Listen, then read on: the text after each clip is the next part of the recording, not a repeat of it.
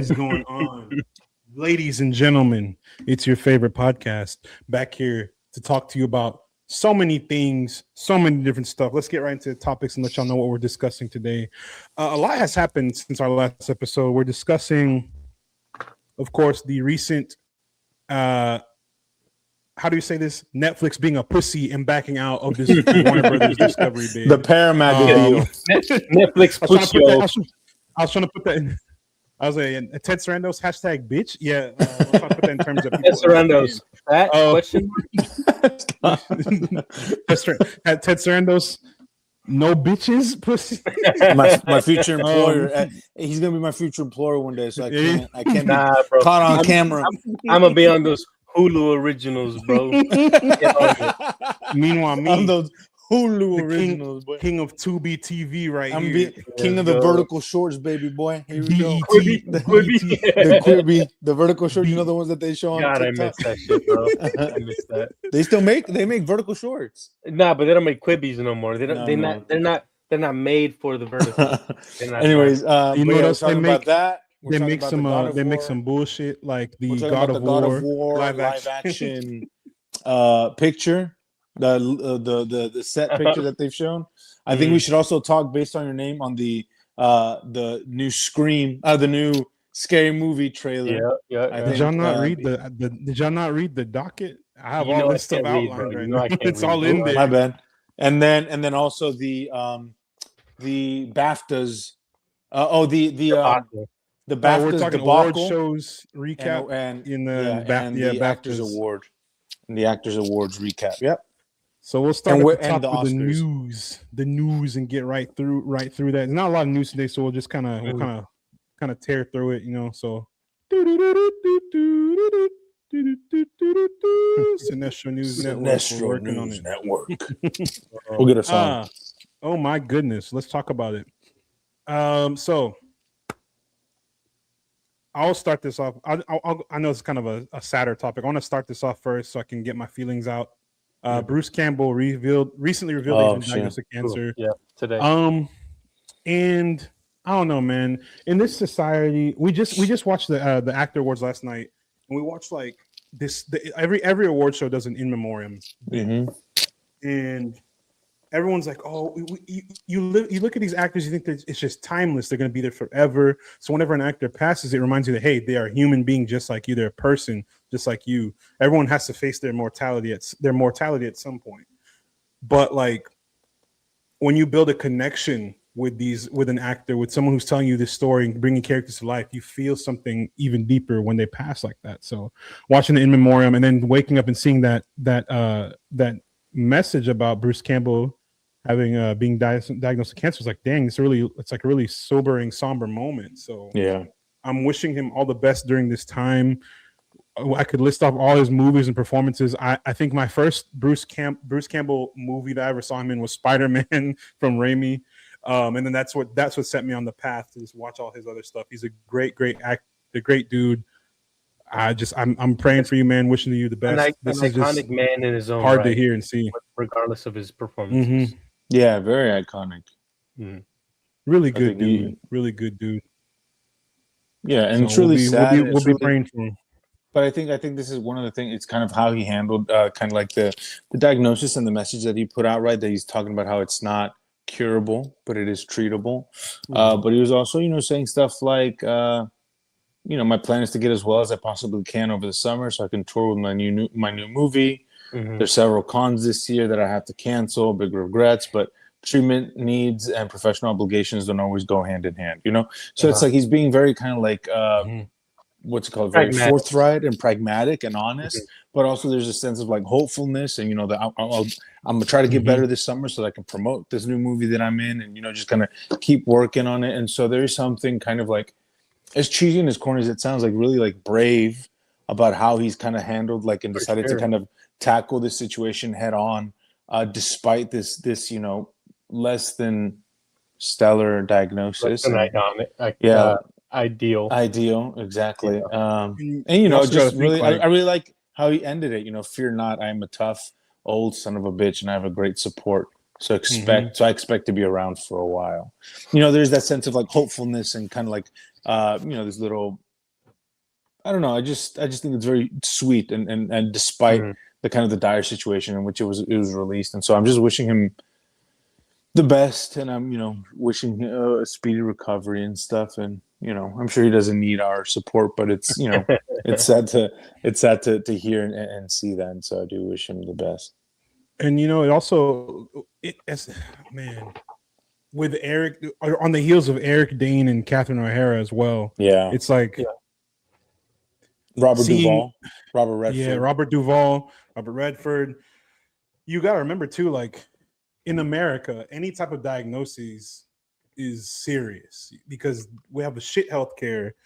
Everything costs a fuck ton of money. Insurance wants to railroad people, and you'd think that because you're a celebrity, you have money, you can handle it.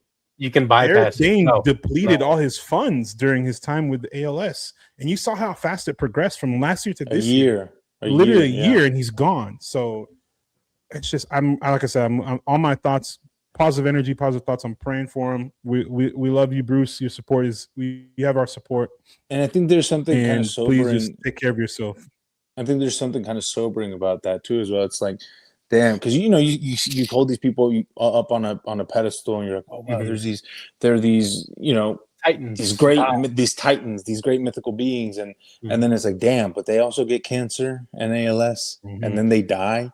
Where does that leave me? And so it's just kind of like sobering to remember, hey man, life is a thing, and enjoy it, and you never know when if tomorrow will be your last day. So so just kind of take it day by day. It's sad that you should that it has to come to this in order for you to kind of come to that realization, but I think it is always kind of like a pertinent message to take away whenever it does come across, Absolutely agree. Moving to a little bit lighter news. Next year, man, I wish Graham was here for this too, brother. The original Star Wars in IMAX, February 19th, 2027. I will be there. Y'all better be there. Everybody watching at home and listening at home better be there. I'm gonna be there with my lightsaber out, my my Jedi tunic on. I'll be doing backflips. I don't even know. I'm just so hyped for this, bro. I'm gonna be out with my lightsaber too, and I ain't talking about the toy. I ain't saying what type of lightsaber I got on. Mute both y'all. Mute him. Yeah, that's exciting news. That especially they told me to wrap up. I won't wrap up. Hey, Delroy said that. And it's like I think that's really exciting news considering like we're all big Star Wars heads, and we grew up in a time obviously like way before the original trilogy came out. So it's really cool to finally be able to experience it on the big screen. On the big screen, right? I've never outside of a like fucking Playhouse theater. Yeah, repertoire theater. Yeah. And seeing it in IMAX, seeing it restored for IMAX and stuff like that, like that's really cool and that's really exciting. And so I'm hyped for it. It sucks that we have to wait a whole year because we might not be around till we're gonna get fucking nuked to shit by Israel by the time that happens, by Iran. But one of the two. But so yeah, that's exciting news. I didn't know about that. I'm really hyped for it. Another movie I am also hyped for is coming out this year. Coyote vs. Acme will release in theaters this August. The reason I'm happy for this is because the stupid motherfuckers at Warner Brothers try to tell me that movie is not worth putting on screens. And guess what? The people prevailed. As always, we won. Fuck you, corporations. Fuck you, David Zaslav. You are my personal. It's my vendetta on this nigga this year. Where's my green book? Where's my green book? Oh yeah, he's going in there. No, it's been in there. It's been in there. It's the first name in the green book. He was the second name.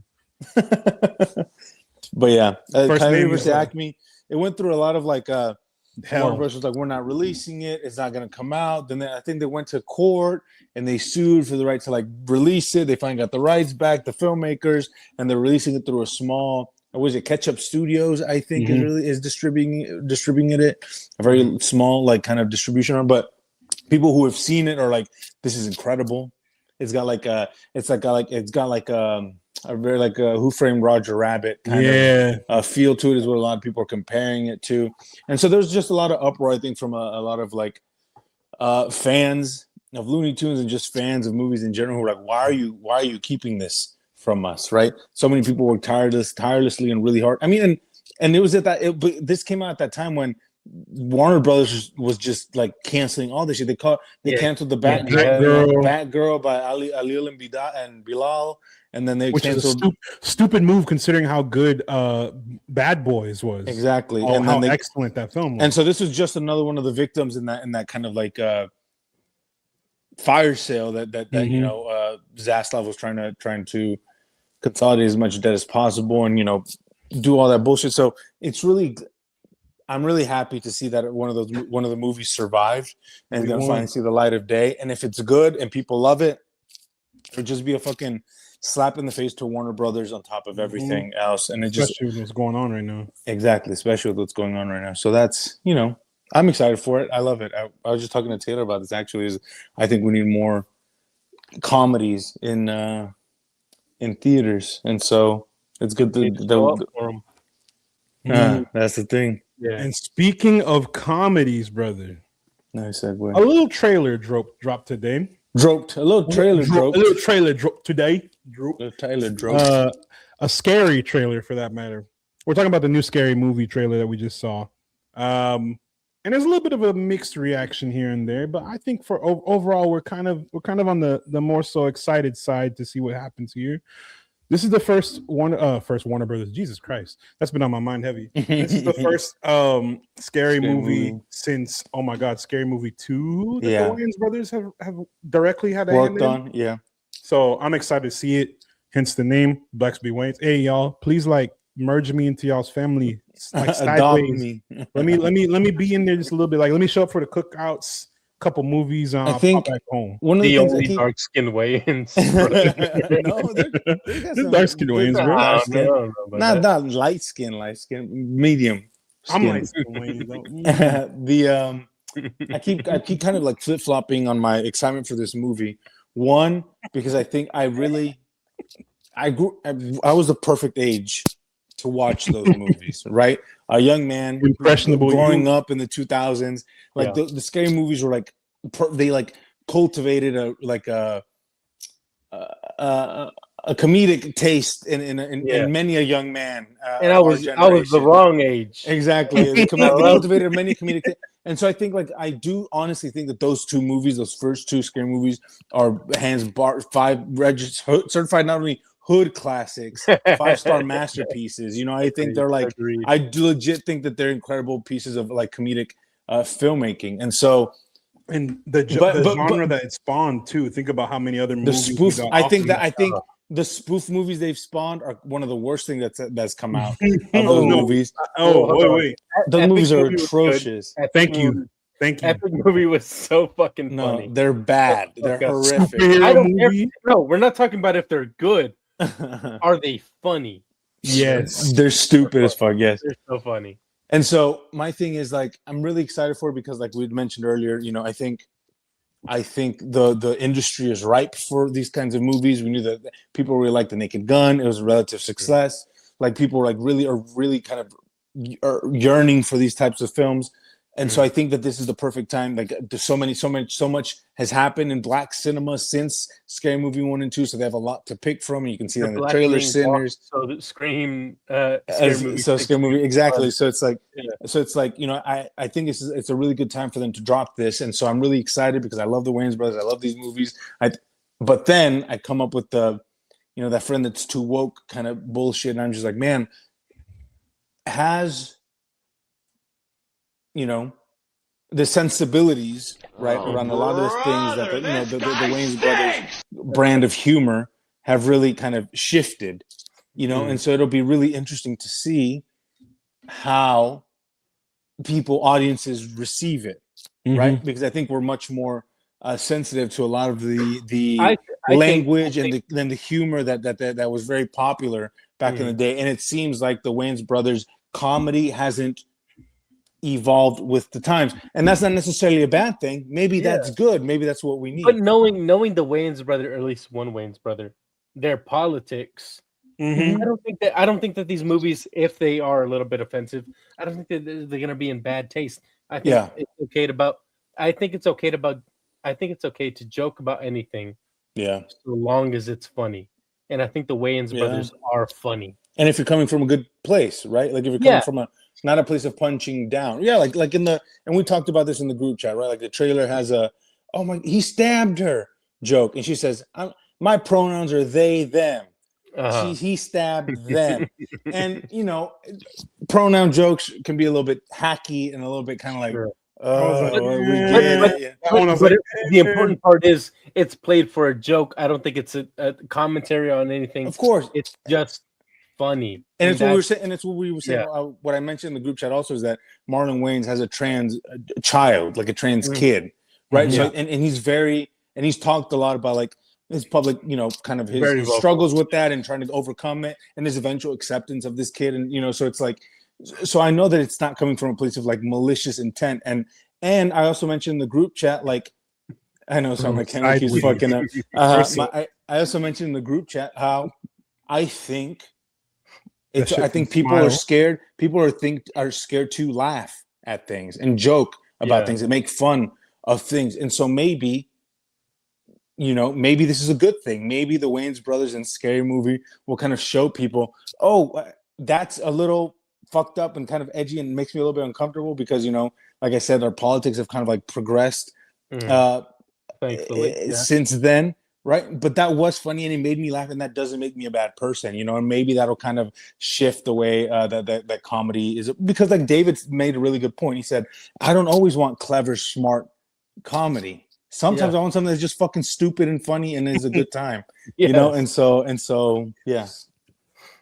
That's the difference between like, you know, somebody saying, I heard a comedian say this though, so I can't, it's not really my joke. I can't say this. He was telling a story and he was telling the story. He goes like, I was talking to this motherfucking Asian dude, and then a white dude will say it and be like, that fucking Asian. I'm like, see that how different? You see how different that is? Two different vibes. Yeah. One of them is like, oh, he's being funny. He's funny. Haha. That's how. And another one's like, hey, bro, we need to put you on a list, bro. What you talking about? What's going on here? We need to investigate you. Descriptive, and the other one is talking about internment camps. Yeah. He's like, he's one. It's very clear distinction. Yeah, and I just think, you know, I think. I'm of the same ideology as you had. I think you should be able to make fun of anything, anyone, and anything, right? But it's oftentimes about like tactfully, but it's also about intention. What is your intention? Where are you? God damn it, bro! Why is my screen keep doing that? Is that what is your intention? Where are you coming from? What are you trying to? What are you trying to say? I'm on my Benson Boone shit. What are you trying to say with this joke? And so I don't know. I keep, like I say, I keep walking myself off of the edge, but now I'm back on the edge, and I'm kind of excited and hyped for it, and we'll see how I feel tomorrow. We'll have to wait and see when it comes out. It's coming out in June, which I was shocked because I feel like I just heard about it last year. Juneteenth. Oh shit!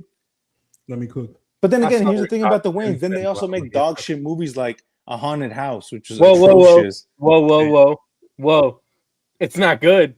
But I don't give a fuck. There's a reason. I don't give a fuck. Nah, hilarious. Let's be clear. The Wayans brothers don't make fucking art house films about mouse experiencing socialism like Luis likes to watch. But Jean Paul de Cinema, Jean-Luc de shit or whatever. Jean-Luc de Merde. Please get his name. Yeah, okay. But these movies are meant to be fun. Yeah. These movies are meant to be fun. And so long as it's fun and it's funny and it's a good time, I don't think that they're gonna be like sneaking in any like Angel Studios politics into this shit. It's just have a good time. Yeah. And comedy needs that. Yeah. Right? I think we could agree. And I think this is the best version of this that could have happened, right? Like we talked about before, like after the Wayans brothers did like the scary movie spoof movies took off like a motherfucker. And there was a lot. And what happened, and not to get into like the backstory of that, but it was like two of the producers who worked on those movies, then without the Wayans brothers started making their own movie. And that's why they're so much worse than what like the original scary movies were, because the original creative minds behind it weren't involved. And so that's why they're dog shit and they're a lot lazier and that's whatever.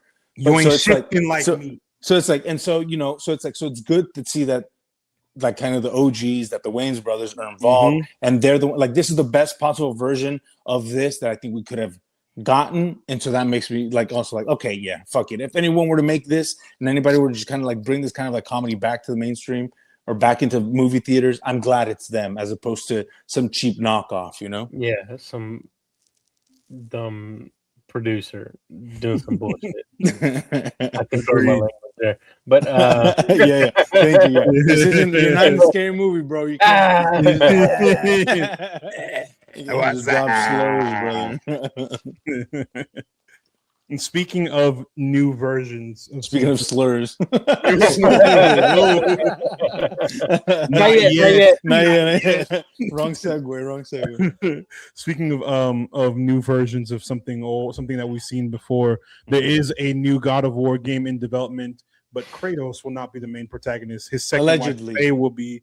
Yeah, allegedly. I feel like they're gonna. I don't know if they're gonna course correct or they're just gonna keep. No pushing. women in my prequel, game. I think. Get that woke women shit in my game. out of my fucking game. Nah, none of that Women's woke History shit. Month. I'm cool with I'm woke shit. supporting women's rights I can't and play women's A wrongs. Kratos quick time event, fucking bad bitches. I don't want the game. You're right. They vocalified your game where you can't have sex in God of War anymore. What is Everyone knows that women can't have sex. I don't want this game. Jesus Christ. But yeah, no, there is. Yeah, so yes, allegedly you're going to be able to play as his second wife, right? Atreus' mom. But people are like, maybe it's a prequel. People are saying maybe it's a prequel. They don't know if it's a sequel, if it'll take place after the events of Ragnarok, or if it takes place before. I don't know. But I think the idea, what they're doing and the fact that they're like, this is the world that we have. We've established something. I think we've established something with Kratos' story and his storyline and Atreus' storyline. Let's expand on it a little bit. There's, they're like, we have all these ideas for the world that we want to do, and we have so much lore to play with, and I think that's really cool that they're deciding to take different characters from that same universe that are kind of related to and involved with Kratos, but aren't necessarily him, and just kind of like exploring that the same. You can use the same mechanics that everybody loves. You have the same storytelling that everybody loves. The same engine. The same team is involved. So we're you still already love dealing with Norse gods. It's still the same story, just told at a different point. Exactly. If anyone complains about this, they will. Which they will. They already have, but they're just complaining about women being a thing. Yeah. They're complaining about the fact that they haven't touched one. Yeah, and they're gay. Like, literally, it's complicated. And not that that's bad, but they're just they're not gay okay in the with bad it. way. And yeah, they're not. Oh okay my with it. What I want to see, and we'll talk about this more, of course, when the game comes out. I want to see in the future is when I watch the cinema. I want to see him. That's how you get the story. I want to see Kratos, or at least the games explore other pantheons as well. African mythology has not been touched in games. Nor have I think Mayans or Aztecs. Mm-hmm. Yeah, exactly. Why why here's what I'm gonna say. Because and this is why, because Kratos gonna run up on like a Nigerian deity, and he's gonna get fucked up. You know what I'm saying? Yeah, he's gonna run to Shango, and they haven't done Egyptian mythology. Yeah, Ra. Here's my thing. Gonna grow his hair back on his head. That's how. Here's my thing. Good, because the director of these games has been a white man. I don't know how I feel about a white creative team. If I think they think that, let me do it. Yeah. Whatever. Pierce, lock in. I don't think she works at Santa Monica Studios anymore. Who cares? I think it's cool. I think it's cool, bro. Losers need to shut the fuck up. Go touch some grass, touch some bitches. What are we talking about? This is a cool idea. If you like these games, these games are great. I think it's cool as shit. Fuck it. Give me something else. Give me something new, like something that's the same but different and new. That's what you want. Someone who is objectively not a part of the God of War fandom, who has never played a game, will never play a game. I just like me with Fallout. I like watching the story on YouTube. Dude, just make a good game, make a good story. I'm in. If I can watch it on YouTube, I'm with it. Oh, you'll watch people play it. Let's play. No, not even the Let's Plays, just cinematics. That's so funny. Yeah, hey, I'm pro. I'm with it. I don't care. Speaking of scenes in God of War, let's talk about what we have seen recently. Moving into one of our main topics for today. God of War is being adapted. God of War is being adapted into a live action series on Amazon, and you know, hearing Amazon attach it should mean okay, they got quadrillion fucking dollars. Pull up this picture on the Hey, I do this shit. Let me I do this. Okay, you cooking? got it set up, bro. You cooking, brother? You interrupted my flow. I'm in my flow state. My bad. You was in their flow state. Let him get back Your in flow state for real. Hold on, let me get this Modelo back in me, bro. A few small beers. Oh, God of War. We already discussed how impactful and how iconic this game series is. God of War is being adapted into a live action series by Amazon. Amazon having God knows how much fucking money. Fuck you, Jeff Bezos, you bob bitch. You would think that this would be, really well put together, right? Top of the line production, elite graphics, elite visuals, elite casting. The casting, everything will be, top elite tier. makeup at the very least. Everything top comment, nigga. You know what I'm saying? Like everything beautiful. Look at this shit. Look at this shit, man. He didn't look at this shit immediately, but just know. Look at this shit. I forgot to add. I'm sorry, I didn't add them. Let's compare. So, God of War. That's Ragnarok. This is the fourth one, right? Or just Ragnarok? Ragnarok. So look at Kratos. Yeah. Look at how his nose. Bald king. Is ethnic. Is ethnic. Greco-Roman. Yeah, Mediterranean.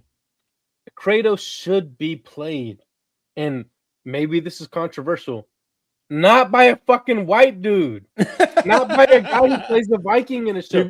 All respect to the guy who plays him. You got to roll. Ryan you got Hurst, the money. the voice of Get Thor your fucking, in the game. Get your fucking bag, dog. I can't fault you for that. Yeah. But he is miscast. He doesn't look the part. What if he acts it well? If he acts it well, I will eat my fucking words. I will be back on this. I will stop. That is not them. That's them. So that's Ryan Hurst on the left. For our visual viewers, that's Hasbullah on the right, and on the left is on the left is who should have been Hagrid. These guys, I won't say hate to the child because he's a kid. Yeah. He didn't ask for this. He didn't ask for this. Yeah, his parents forced him into this audition. I'm not gonna dogpile his ass. But the guy on the left, what's his name? Ryan Hurst. Ryan Hurst. Dude, no better, bro. Like this should be. And here's my Middle Christopher Eastern, Judge, or at the very least, Italian man. Christopher Judge was right there, and they said no. Dude, they could have just they had the best excuse to do whiteface ever. But here's the thing too. It's like it's not like oh you would think that they were like, well, the game, it's a separate thing, it's its own different entity. We're trying to do like our own thing. They cast a motherfucker who voiced Thor in the God of War, the Sony Santa Monica games. Yes. So it's like that's not even an excuse. So why his vocal performance is gonna be there, but his physicality is just not there, bro. It's the face, bro. It's in the face. It's the face. More importantly, it's the beard for me. The beard has got that little scraggly bullshit. He should have like that.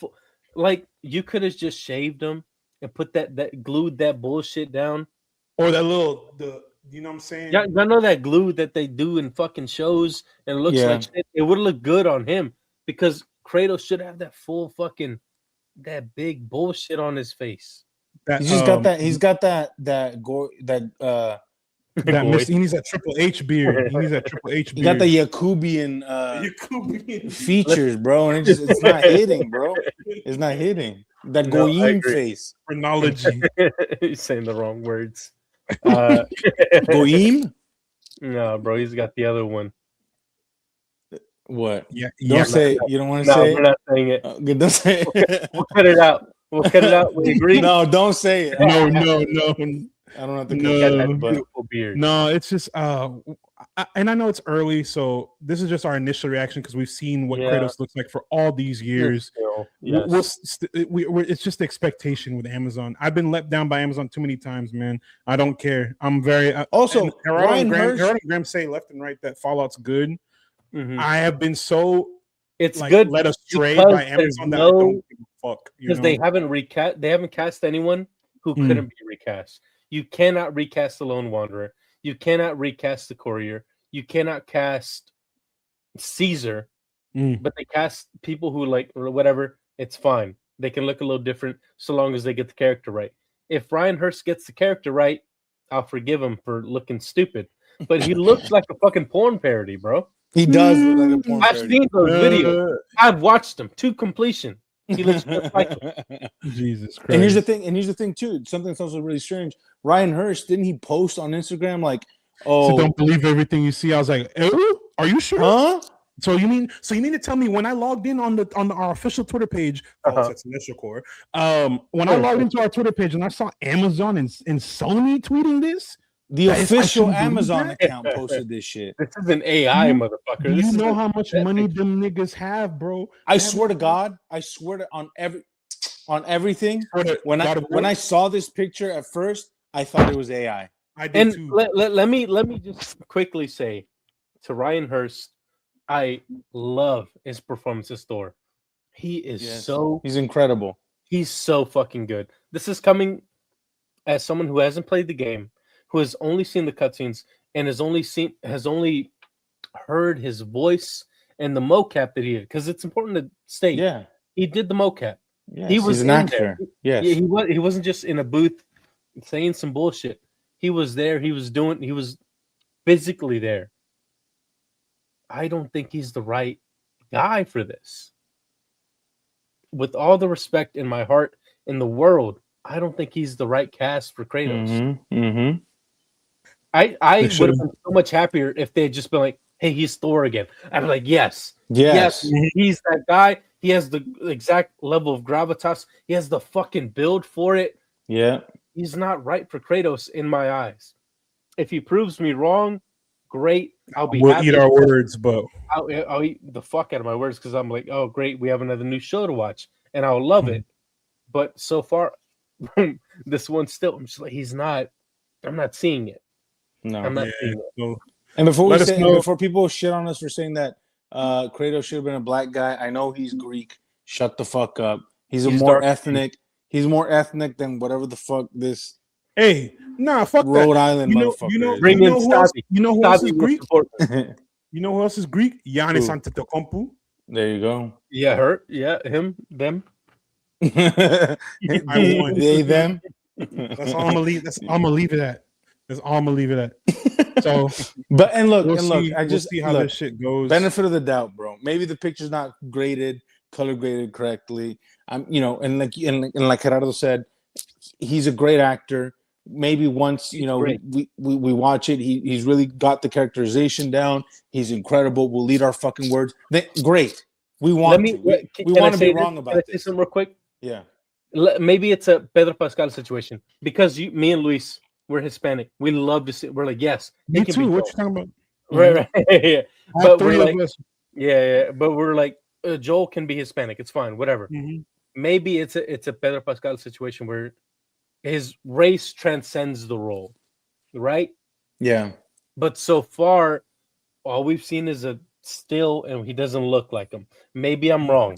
It's just that I have to wait until we see him inhabiting the role, him speaking to Atreus, him speaking to fucking Baldur, dog. That's what I need.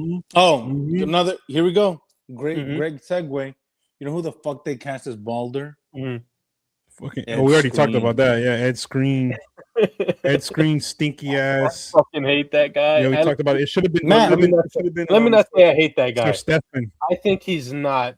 No, right, I'll say it. I'll say it. Say it. I hate that guy, bro. I saw Deadpool. Fucking hate it, bro. I saw Jurassic World Rebirth. Motherfucker died on purpose. You know who I think would be better and who I hate because I see him or I hear him and everything. Who? I think Ross Marquand, bitch ass. Holy shit, yeah. I think he would be better as Baldur. Yeah. He's got the look. Matthew, got the voice. I said, Matthew's got an incredible Dreamcast. Let me show you. Sir Stefan. Let me show y'all. This is why. Another Kingdom. I'm about to put it up. If I fail, if for whatever reason I fail at becoming an actor, I won't. I will definitely have a casting director career as a casting director. Look at this man. Look at this man, bro. I know y'all probably can't see this shit because it's terrible. Terrible. Put it up on the computer. Oh, that's gonna fuck up my internet right now. I'm not gonna do that. Look at this, bro. Tell me that don't look like no ball. Come on, bro. That's Balder, bro. Come on. And the smarmy asshole. He's an asshole. Overconfident. Yes, and the bullshit that motherfucker spews. God, he'd be perfect. Y'all feel me. Y'all feel me, bro. I love that me and Matt just thought of the first bearded white dude we could think of. So when I saw Ed's screen, I was like, first of all, he doesn't give Balder. I've watched his performances. He would be good in like a House of the Dragon, acting as like some random ass Targaryen. He would not. He's not for this role. He wouldn't. That's why. That's why, like when we were watching A Night of the Seven Kingdoms, I said, I'm feeling something. I'm seeing something. I'm liking what I'm seeing. You, sir. Next episode, no one speak. But no, I'm with it, bro. I'm with it. I like that casting.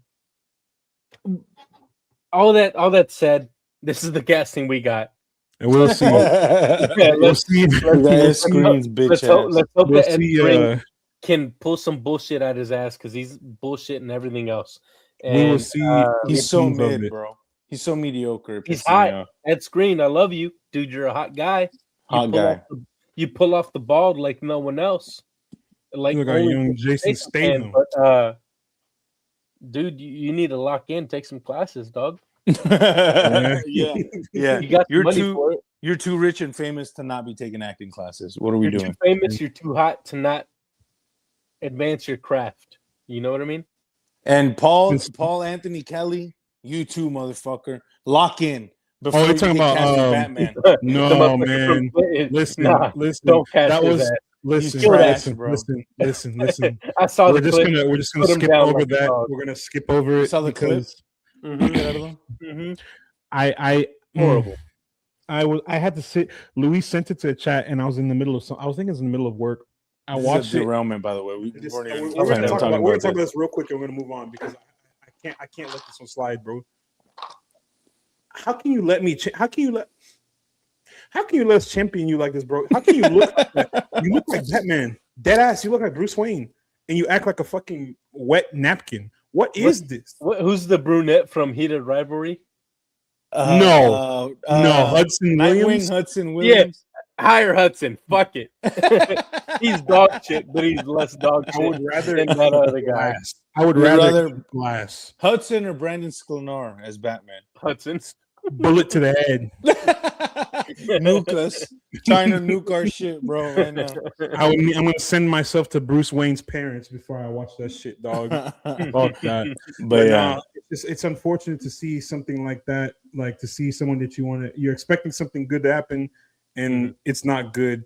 Just like what the fuck is going on? Hold on. Before we go on, damn. Let me ask you a question. Real quick. Fallout, does it adapt the pre-existing games? Or is it an original story altogether? He missed the whole discussion last week. My fault, King. It's adapting the games after the fact.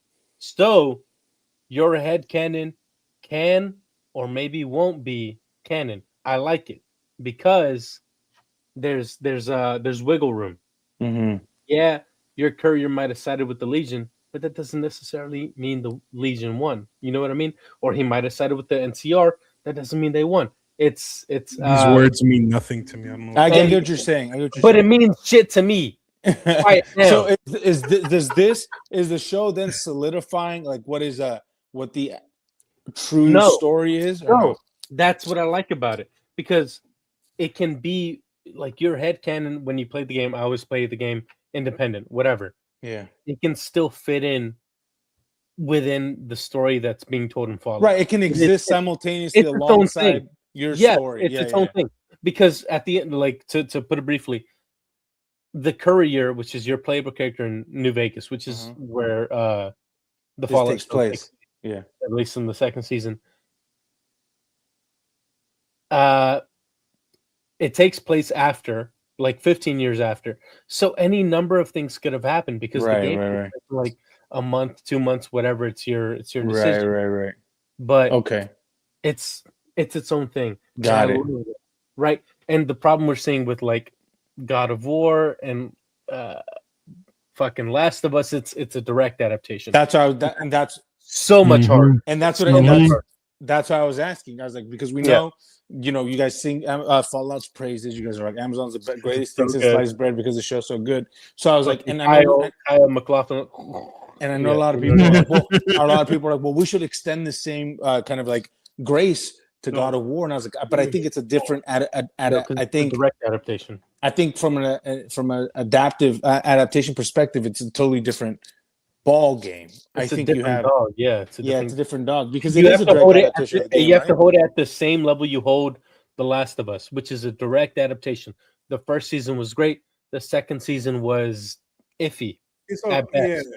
Yeah. It's got solid. It's got dog shit. Yeah. And so long as they, balance the dog shit to solid, a little more solid, a little less dog shit.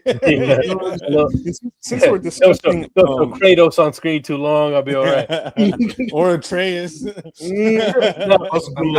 not dissing that young man. Get your bag. You'll get it when you're 21. Since we're talking about video game adaptations, I want to bring up something one more again real quick before we get to our next point. You mentioned how God of War is a direct adaptation, Last of Us is a direct, and Fallout is its own thing. We've seen a game adaptation try to do its own thing with the what the fuck? What's that shit where you stab niggas from your wrist? Assassin's Creed. We saw that. We saw what happened there. Mm-hmm. So where did they fail that Fallout is doing so successful? I want to know, Gerardo. They made a TV show, not a movie. They made a TV show, not a movie. I think they failed in relying too much on star power of Michael Fassbender. Because he was fresh off the X-Men shit. He's a great fucking actor. Mm-hmm. I think he's great. I don't think the protagonist of Assassin's Creed matters as much as the story he's influencing. Mm-hmm. And I think the movie Assassin's Creed was just fucking boring. Also, I liked him, but like I need to work. I want to care about the assassins. I want to care about the Templar. There was very little of that. They was also more fucked up Abstergo and him. Yeah, and they also fucked up in making it more of an original story as opposed to based or rooted on any one of the video games, which I think was a big mistake. Had it been an adaptation of Assassin's Creed 2, Black Flag, the greatest Assassin's Creed game of all time, or even Brotherhood. Imagine if you placed it between Altair's like rise, not Altair, Ezio's Ezio. Ezio's rise within the ranks, and him like if Michael Fassbender's character had been a character who was like recruited by Ezio, that would have been a much stronger story than just some random guy in the I think it was like 100 years Spain. Before Ezio or before. It wasn't interesting. Aguilar. You don't have as a fan, you don't have the same stake in it. So similar to Fallout, like I have a stake in it because it's 15 years after my favorite game of all time. I replay it all the fucking time. If you were to place it 100 years before, like Fallout 76, I don't fucking care. I play that shit for shits and giggles. I play it when I'm bored. It's not important to me in a sense of the mythos, the canon. I don't care. It's bullshit. It's something to pass the time. Right? And that's how I would feel about the show if they had placed it 100 years after, 100 years before. If you place it close to, but not too close to where it affects your head canon. I think you're in the right. You're like in the sweet spot. Yeah. Who's show running this fucking show? Don't fucking make no Need for Speed fucking movie and bullshit. Oh my god! Fuck Need for Jesus Speed, Christ! Bro. Who's that guy from? Aaron Paul. Aaron Paul. Damn. Fuck you, bro. Dominic Cooper carried that movie. Director, a guy who's directing some of the Amazon series is directed Shogun, Fallout, The Boys, Terminal List. So he's an Amazon. He's an Amazon. That's like director. 4 good things and one bad thing. And one bad I'm with thing. it. Because actually, I'd say it's 50-50. Boys ain't good, brother. No, The Boys is good. Shut the fuck up. Fuck you. Kill yourself. You just stuck on that Gen V shit, man. I am stuck on that, yeah. and that That the dude most was recent season too. I like the last season. Speaking Fuck you. speaking of The Boys, we will be covering season 5. Obviously, Absolutely. I'm hoping it's a We return can to form. We'll see what happens. It won't be. But anyways, We shall God willing, see. it's the last season because they shouldn't stretch it out this long. Please don't. Please don't. Speaking of stretching things out too long, this Paramount Warner Brothers Netflix bidding war is going too fucking long for my liking. Recently, we had recent developments. We should have talked about it the other day, but it's fine. We're busy doing other cool shit because we're so cool here at this initial board. Yeah. The bitch ass family of the Ellisons have placed a bid for Warner Brothers Discovery that is only like $1 or $2 more than Netflix's bid, and Warner Brothers is like, "Oh, we like that. We like what you're putting down." And Netflix was like, "Oh shit, they up in poll. We backing out, man. We too pussy." Ted Sarandos got G checked. He said, "Never Ted mind." Sarandos, you fat bitch. He's a bitch ass nigga, bro. It pissed me off. You big nasty bitch. Please don't cook me when it's my time to be on a Netflix movie. I'm sorry. No, it's really frustrating because we were going for a lesser of two evils thing, right? All of it's bad. Sure. No matter who wins, it's bad. It's not good for the industry. Good for streamers should not have control over a major absolutely not studio. I think we all agree on that. Absolutely, I love not. seeing movies in the theaters. Yes, I love theatrical runs. I love seeing the bullshit trailers before the movies. Most of them, not all of them. Yeah. No, even if it's dog shit, that gives me an excuse to get on my phone. That's But true. if I'm watching it at the house, it's not the same. And I don't know if I speak for myself or anyone else, but like people speak for us all. And this is dramatic, but it destroys the sanctity of a theatrical release because like when you watch a movie in theaters, you don't want to be ideally you don't want to be on your phone. You don't want to be distracted by the outside world. You want to fucking lock in. And when you're at home, you're like, yeah, let's see what it's so easy to second screen. Oh, yes. My Invincible game is like, I gotta lock in. I gotta play my game. Fuck that. Like I wanna watch a movie and fucking be in it, be zoned in. I want to feel bad about getting on my phone. You know what I mean? Yeah. I don't want to be distracted. I want to sit down and I want to eat my overpriced popcorn and I want to fucking lock in and have that beautiful experience that is going to the cinema. Yes, agreed. And I mean, and Netflix said they were going to extend. They're going to do 15 films, or sorry, they're going to do 45-day theatrical releases. I pulled up the breakdown of Paramount said the same shit too. By the way, I'm about to read off the details of their whatever the fuck their merger. So HBO Max and Paramount Plus will be combined into one service. I take that as a positive because I don't need 52 streamers. I only want one thing where I can access everything. That's fine. Sure. I don't find that as negative. Also, Paramount Plus is kind of ass. Their interface is kind of ass. HBO has a lot of good shit on it. Cool. 15 films per studio with 45-day theatrical windows for each film. Okay, cool. I want to see how they hold up this promise if they do go forward with this. I feel like movies should have at least 90-day theatrical windows. 45 days is a month and some change. So much shit can happen in a month. Also, that wording is really strange. 15 releases per studio. Bitch, it's one studio. What does that mean? Yeah, what the fuck? Mean? Like, just say 30 movies a year.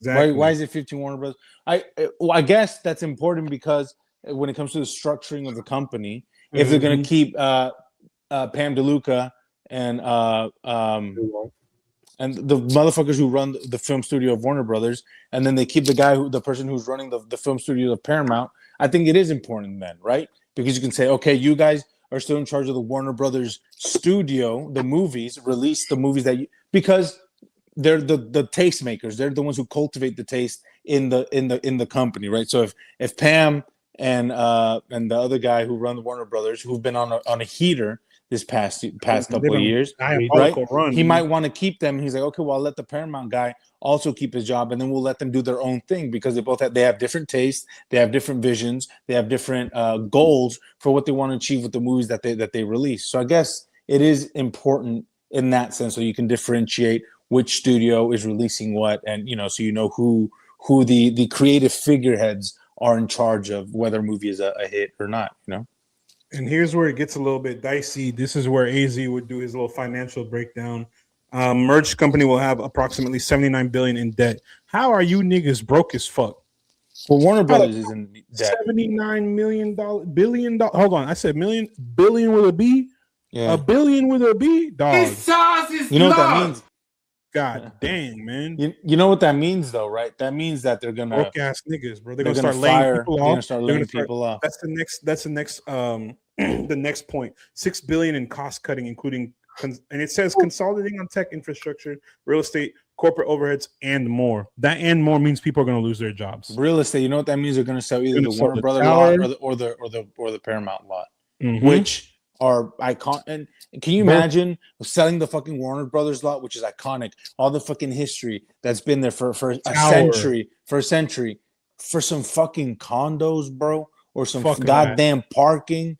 I'm sick to my fucking stomach. I'm sick to my stomach, bro. You're part of the problem. I fucked there twice. But then here's the most interesting point and the most important one and the most terrifying is the one that Matt's going to mention next, which is. Oh no, that's my last one. There's two more. There's three more. Oh, my very last one is the one is going to be our main portion. Let me do it, man. Let me do what I'm doing. I'm trying to produce. They have no plans to sell or spin off any of their cable assets. Flexibility to put sports like UFC on any cable network. Don't really care because not many people are watching cable like they used to. What the fuck ever. But Paramount, I will give Paramount that. They have CBS rolled into this shit. I do get to watch a lot of my sports there. I'm a big soccer fan. I'm watching all types of UEFAs and all that shit there. They will continue to license movies and TV shows to other studios and platforms. Netflix. Cool. So we're right back where we started. And then this last one is right before. This is where we're getting to the real negatives, the other negatives too.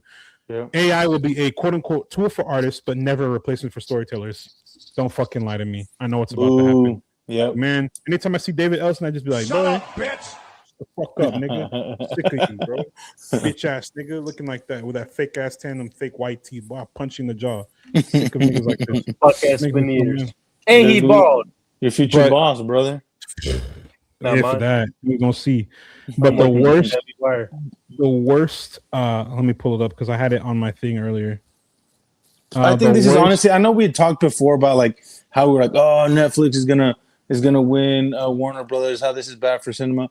This is honestly the worst case fucking scenario. Not only because of what it's gonna mean. It's not even the worst case, bro. This is the absolute most god awful.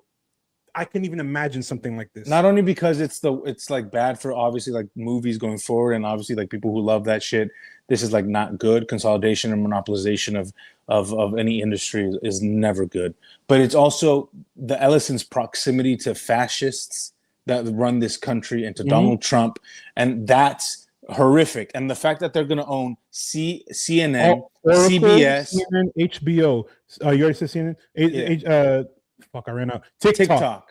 MSNBC. No, that's not theirs. That's whatever the fuck. Peacock. That's Peacock. Yeah, they're gonna own CNN, CBS, TikTok. Warner Brothers, Discovery, Paramount. Like they control so much of the media, and that is never a good thing. It doesn't matter, even if it weren't a fascist regime and a fascist president that we have in charge. But the fact that we do. And the fact that they are already, and the dumbass bitch Barry Weiss is already doing her fucking master's bidding shit, like that kind of shit is just like horrifying and horrific, and I don't know, it's just like such a terrible, disgusting. It made a pit in my stomach when I saw that notification, dog. Yeah. I literally sat there and like, as an enjoyer as a consumer of media. It made me sick. As someone who wants to be part of these movies and shows, it makes me feel like, what can we do? What Jack the shit. fuck do we do? This is so horrendous. So that just brings up the next point. What does this mean for the future of media? We're going to get a shit ton of. It's not going to be neutral. You're not going to be able to find viewpoints that align with you because you're going to be force fed fucking right wing bullshit the entire fucking time. A bunch Superman of Angel Studios bullshit. Superman is going to say Baravia has the right to defend itself. And he's going to be pushing the fucking nuke button. Fuck this shit, man. And not only that, like it's like Paramount. Paramount has a list of actors they deem too dangerous to work with. Yeah, they blacklisted because of their pro-Palestinian kind of ideologies. They've blacklisted actors. That's what the fuck are we doing? That's not good. That's horrifying. That includes Javier Bardem, Tatiana Maslany, Mark Ruffalo, Emma Stone, Melissa Barrera, a bunch of really talented people. Yeah, really talented people who stand for something. It's, I don't want to say governmental overreach, but it's not a. It's 1000% censorship. Oh yeah, it is. Absolutely. The lead up to this announcement, Netflix was already poised to win. Warner Brothers was like, nah, fuck y'all, Paramount, y'all broke as shit, ain't no money, no, you're not swagged out. And then good old Donnie, Dookie Butt in Chief, calls Ted Sarandos to the White House, and I don't know what he said. Ted Sarandos fat ass. But Ted Sarandos has no fucking balls, no spine. He folded and said, you know what, you're right. But here's the thing. Look, Sarandos, I'm not defending, known as the Gunt. I'm not defending Ted Sarandos, but here's the thing. That shit was not going to go through because the Supreme Court. They had Ted Sarandos testify in front of the Supreme Court and in front of Congress because of the antitrust laws that would be broken by if Netflix bought Warner Brothers, right? So it was already an uphill battle. And the fact that David Ellison and Larry Ellison are friends with Donald Trump, guess how many regulatory hula hoops they're gonna have to jump through? No, none. Not that many. Yeah. Exactly. They're not gonna fucking testify to shit. That's what I'm saying. Ridiculous. It's just as big, if not bigger, of an antitrust issue than Tom Cruise save us. No, but I think it's like, yeah, man, it's pretty dire. It's a dire situation, man. It's just like really, kind of like frustrating and sad and not good. It's unfortunate. It's really unfortunate. Yeah. We'll see what comes of it.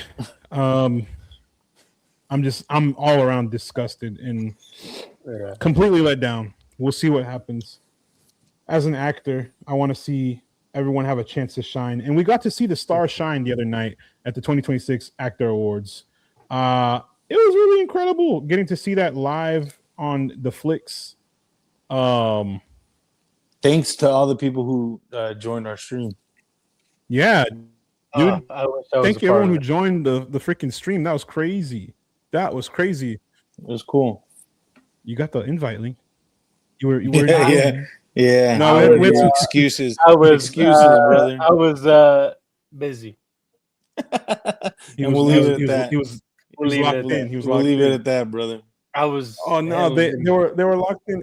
And Luis, give us a recap of the awards. Let us know what the categories and the winners, just the ones, some of the major ones, the ones we want to talk about. Yeah. I mean, there's not really. I won't waste you guys' time too much with You say all and I'll say why they shouldn't have. Okay, so basically, I'll just kind of like run through them really quick. Outstanding performance by a cast in a motion picture, which is basically the equivalent to the Ensemble Award, right? That's given in this is the Ensemble Award that's given in BAFTAs, and basically it's going to be casting at the Oscars. Sinners won for outstanding performance by a cast in a motion picture. It's like 50-50 dog shit, 50-50. It was okay. Stop. We're not doing this. But no, I am. I think Sinners was the rightful. Delroy Lindo was good. Miles Kane winner. was good. What was his name? The guy who played the sharecropper, big guy. Omar Benson Miller. Omar, he was great. Omar Epps. Everybody else was doing Omar a Benson Miller accent, and they're not about it.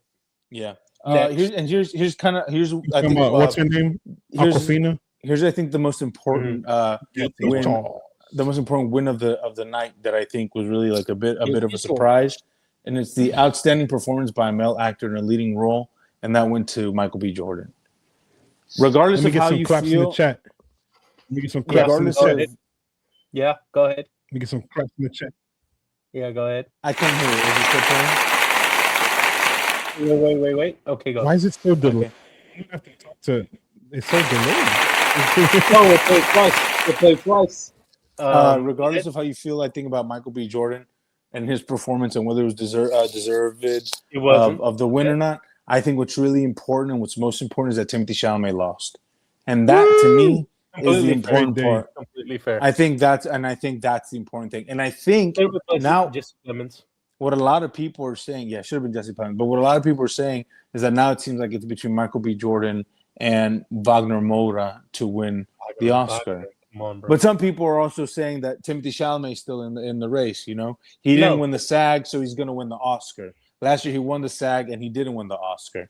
You know, so it's like. But last year he didn't pretend to be a whole race, a different race for 3 fucking months, and then switch it up to another race when he realized it wasn't working. Yeah, Fuck Yeah. The Timothy nigga see Chalamet, bro. Stick to Dune, Messiah. Know your fucking place, you ugly son of a bitch. Filthy Chalamet. Nigga I see used to use Chalamet. Timothy Chalamet every day. I refuse to because that man is a fucking joke. Oh Yeah. my And god, so- I can't stand him. And I think I might be overthinking it. What a lot of analysts and people like awards pundits are saying, like, oh, it could be. I think it's just simply they're trying to be as fair in what goes like in regards to like the award season, right? Wagner Moura won the Golden Globes. Michael B. Jordan wins the SAG. Timothy Chalamet will probably win the Oscar. So it's like, you know, so it's like they're kind of like distributing the wealth amongst everybody. You know, very socialist of them. So. I'll just run a couple more. Jessie Buckley won Outstanding Performance by a Female Actor in a Leading Role. That Oscar is hers. She's won every precursor. Deservedly so. Yeah, Deservedly so. Deservedly so. Incredible. She's won every precursor. She's won everything.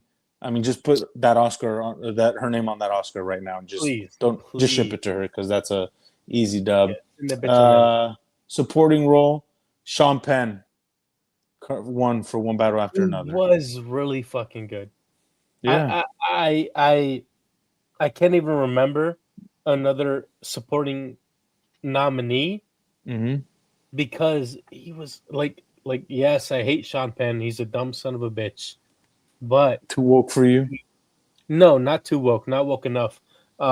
He's really good in that role. He's really good in that role. Yeah. He's got it.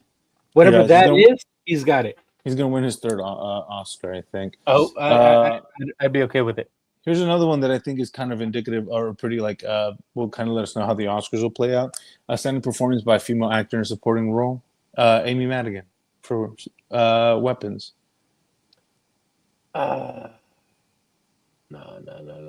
I know, but she's a favorite, and I think that's exactly what's going to happen at the Oscars. Like I get it. I get it. She's 90 years old. She can die with that. But people are really. I mean, Wunmi Musaku won the BAFTA, so and she deserves it. Of course, so she deserves it. You know, I don't know. We'll see. Or will it be Tiana who won the Golden Globe? You know. No, I hope not. I don't know. So we'll see. This race is still up in the air. And everybody lock into our Kalshi account. We'll see what happens. And literally, the jokes we were making yesterday on the live stream. We're like, damn, we should have bet this shit on Kalshi, but we would have won big. We still have time. Yeah, but I think the girl from Sentimental Value, Inga Ib's daughter, Ilias should win Best Supporting Actress, but she won't because the Academy's stupid. But she is white. She is white. She is. This is true. And the Academy is overwhelmingly. Not anymore. I don't know about They've expanded a little bit.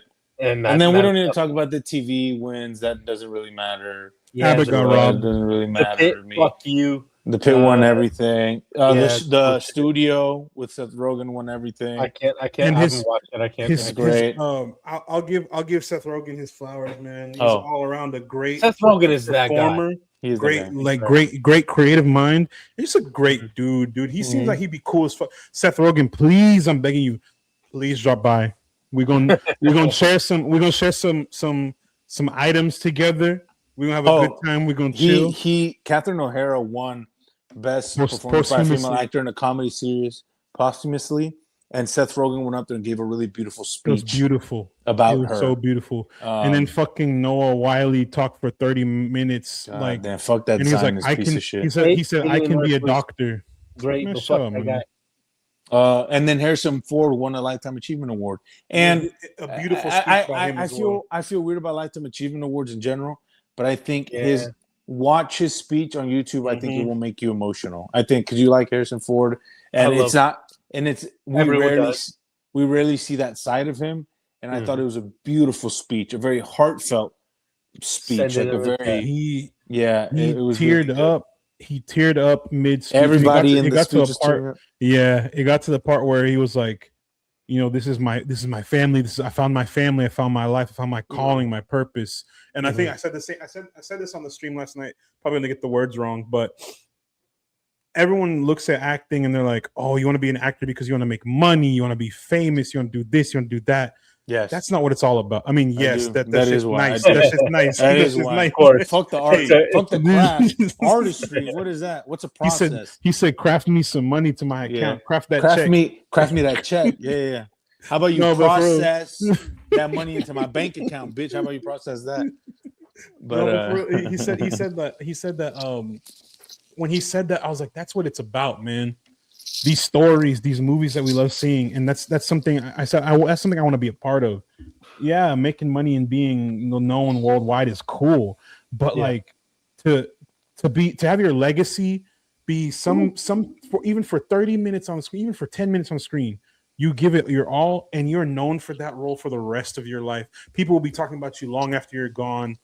Look at how we're talking about the folks who've passed before us, and they've been in these major films. Redford. Philip Seymour Hoffman, Redford. I can go on and on. Matthew gets so romantic about this stuff. I love it, dude. I love this is how I It's feel. a conversation so about passionate. legacy, which is so long and is so Detailed. deep and detailed.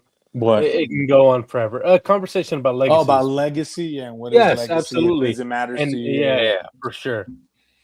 I mean, It's just that like is perhaps a huge for another day. That is a huge standing in Hollywood. Because look at Audrey Hepburn. I don't know that bitch. I know her name. But I know who she is. I know Yeah, her name. you know who she is. I know who Mikey Rooney is. Mickey Rooney. You Yeah, know, The know, greatest bro. Asian actor of all time. I know partial ball. Yeah, exactly. Yeah, exactly. So It's just it's beautiful. And like last night, our display name said, "I am Luis Aleman and I am an actor." Mine said, "I am Matthew Owen and I am an actor." And like I know it's corny as hell, but that shit still means something to me, dog. You know what I'm saying? It means something to me, bro. It's So Luis Aleman and I'm a corny ass bitch. And Delroy Lindo also gave a really real beautiful nigga. speech. He didn't win anything last night, but he spoke for the cast. He spoke for award. whenever they won Best Ensemble Mm-hmm. award. But yeah. Oh, also, it's at the PGAs the night before. One battle after another swept, and the PGAs are pretty indicative of what's going to happen at the Oscars. That brings my next point up. Yeah, because that's the wet-led majority, and that's what the Oscars is. Bro, open that third eye. Open that third eye. Open the third eye. Now that does bring up my next point. What does this mean for the Oscars? You know, it's not looking good, man. I am the biggest. Everyone here will tell you I am the number one. Besides F1, Sinners is my biggest movie. It is my favorite movie of all time. The fact that I can sing fucking remix Watch some shit, man. Watch some movies, brother. Please. No. For the love of God. Let me have this. No. But Luis, it remains to be said. I watched that bitch 5 times in theaters. You know why? You need to get them numbers up, man. Yeah, and then we're like, you know what I mean? You know why? Because it's easy to watch. Because it's not like the Secret Agent where I got to go to some bullshit theater, sit in the 20 seat fucking auditorium in downtown. I don't got to watch the fucking that bullshit fucking Jean-Paul Leclerc film. Jean-Paul Leclerc bullshit in fucking downtown.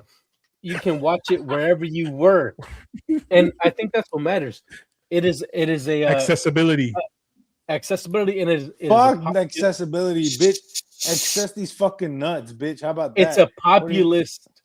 It's a What populist. the fuck are you movement talking on its about, own, man? right? I can't watch that bullshit fucking Luthen movie, whatever the fuck it's called. Sentimental Value. Sentimental There it is. value. Yeah, I can't watch it. You You know don't know, why? ball. Because nobody fucking released it. No, they didn't distribute Coming out on that. Hulu after the Oscars. Yeah, Which is pointless that's because what then I we mean. don't get this. You know what I mean? The general population won't watch it, and I I will. know one Oscar voter. I've known one Oscar voter in my life. He don't watch that shit. Who? Don't worry about it. But he doesn't. What watch the fuck? Wait, he's legit an Oscar voter? He's a director, but it's some motherfucker I met at the restaurant. He doesn't watch that shit. What the Bro. fuck? Wait, what? No, Yeah, you this is never- what I. And you've never yeah, it told hasn't me come- your it brother hasn't who's come an up. actor? No, he's a director. He doesn't. He works in fucking Kandahar or whatever the fuck. He does not Kinda watch real. that Put me shit. on. Wait, I I'm caught up on you never telling me this. He feels Considering you know betrayed. I'm an actor. What? He It's, feels betrayed. we can cut this, Yes. but it's some bitch's dad who I don't talk to, but I know of him, and that motherfucker does not watch shit. She has screeners on top of screeners on top of screeners. I know. what Set me up, bro. Do you know what he watches? Do you know what he watches? Paw Patrol. Cartoon Network. No, Cartoon? he watches jack shit, and he doesn't fucking go by whatever. He goes by Damn. whatever everybody tells him to. These motherfuckers don't care. The I artistry is dead. The fucking Do you the wanna love of see- the not craft dead, do you shut wanna up. see- gone. The do you love wanna of the see- craft is gone. Do you want to see my list of reviews I'm working on? You say this, and then one battle after another is gonna win Best Picture. Yeah, Look you at know this. why? Because This it is was my- in IMAX for like 2 months. I'm working That's on why. all these, Because it was bruh. so accessible. And But the because movie this- itself, Call me. the movie itself is less accessible than it's Sinners. mid. It's mid. But you know why? Because it is a white lead. There, he gets to be the hero, and he doesn't deserve. Is to he a be. hero? He's a buffoon. He's a buffoon. But does He the bumbles- movie frame him as such? No, he's Yeah, a no. hero. He saves not a his hero. daughter. No, he doesn't. He She saves his herself. daughter. She saves Mm. herself. They don't Yeah, fucking thank read you. into these goddamn details, bro. No, They don't read that into matters. that. I'm a disagree because I watched the same movie as y'all, and he was basically a crackhead for like 90% of the film. Leonardo DiCaprio's And character in he that movie cooked. does No, nothing he, right. he cooked in Yeah, his role, but and he you know didn't what do that shit. applies to? The white fucking voters of the goddamn academy. I need you to put me on this director guy because why the Fuck fuck that guy. have I not worked with him yet? What is going on? Because he's working in fucking Kuwait, bro. That's why. I'll go to Kuwait. I'll film some shit Should in Willie Kuwait. fly you out is the question. I don't know if Yeah. I want to go to Let me Kuwait send right him. now, Let me bro. send him a self. All right, I'm gonna go to All Kuwait right, right now. whatever. Send me his info right now. This is whatever. Send me his info right now. This The is point crazy. the point is that I'll the work with it. Oscars are coming up, and it's unfortunate that people who get the privilege to be part of the Academy are not going to watch the films that they should be watching. But that is a problem that the Oscars have been trying to amend for years. It's why F1 got into the Best Picture noms. It's why a movie like Black Panther got nominated for Best Picture. It's why Sinners got nominated for Best Picture. It's because at Wicked, the first one a couple years ago, they're trying to bridge that gap between, normies who go to the movies and watch blockbuster movies and feel like and get upset whenever their favorite movie doesn't get nominated, and people who are so puritanical and kind of like artsy fartsy and so highbrow and fucking pretentious about the artistry and the art of it all, and they're trying to meet in the middle, right? They're trying to say we can have our cake and eat it too, but then it starts to become a problem because when you start wanting to appease such a vast and large amount of people, right? It's going to be incredibly hard to please them all because they're all going to have such different opinions about what it was a good movie, what was a bad movie, what was the best movie of the year, So I don't know. I think they're making good strides towards that, but until a really popular movie wins Best Picture, then it's all for naught, right? I think a movie like Sinners needs to win Best Pictures. Best Picture in order for people who aren't regular like Oscar watchers or really follow this shit closely can finally be like, okay, look, the movie that I saw won. It means something. It's important, and you know, as opposed to kind of alienating them by having one battle after another win over Not only something much more populous. a horror movie that they saw, which is like a huge fucking Thing in argument and of about, itself. Don't win, Yeah. man. oh, horror movies don't win. It's usually because they're dog shit. But yet horror Sinners wasn't, so I think it might deserve it. They're all dog. That's crazy. It's just Yeah, we'll see. Fuck you. But We'll yeah, see, I don't we'll think see. this says anything for the Oscars. I think other than Jesse Buckley's win and one battle after another winning Best Picture, I think, you know, there's still kind of like a lot of room for surprises, and that's really exciting going into the Oscars on March 15th. And speaking of award shows, I think it's good. This is a good time to transition to our final topic of the night. Last week, 2 weeks ago, the BAFTAs went down. Excuse me. Oddly enough, we were just talking about Sinners, and this is in. Excuse me, Damn, bro, you good, bro? I'm burping. The Modelo's running through me right now, man. These Modelo's coursing through me. Bro, he's ticking. I'm turned to, bro. My mutant X gene activated. The BAFTAs went down a couple weeks ago, and oddly enough, we were just talking about Sinners. This is involving Michael B. Jordan and Delroy Lindo.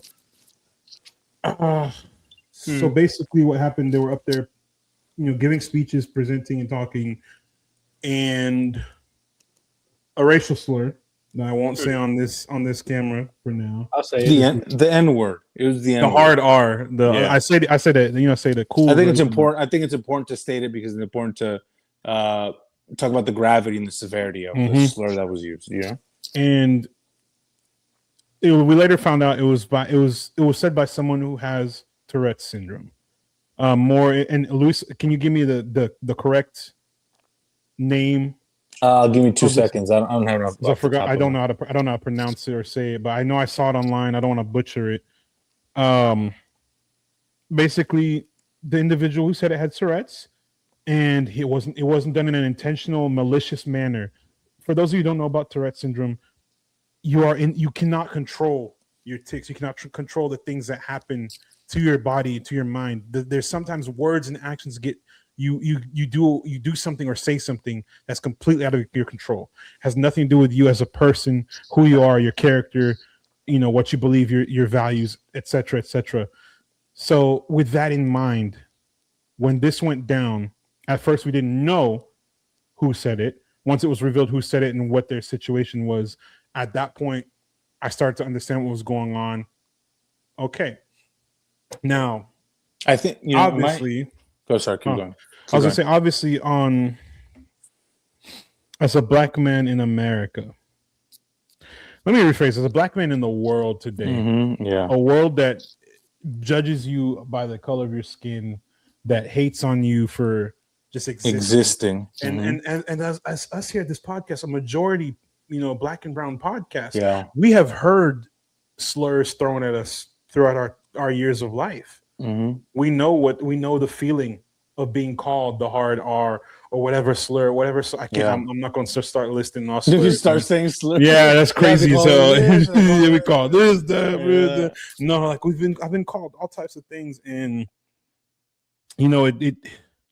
Everyone's like, "Oh, words are words." The connotation behind those words, the way those words are used to oppress our people. Yeah, they have weight. There's a history of hatred and violence behind this word, and I think, you know, here's my thing and my 2 cents on the whole thing. Let me preface by saying I'm not a black man. I'm not a black person, right? So I obviously cannot. As far as much as I can empathize, I cannot relate to what that word means and how much hurt it causes black folk, obviously, right? 1. 2, I nor nobody should ever police how black people feel about in situations like this, right? We cannot and we should not, right? Now that I've said those 2 things, right?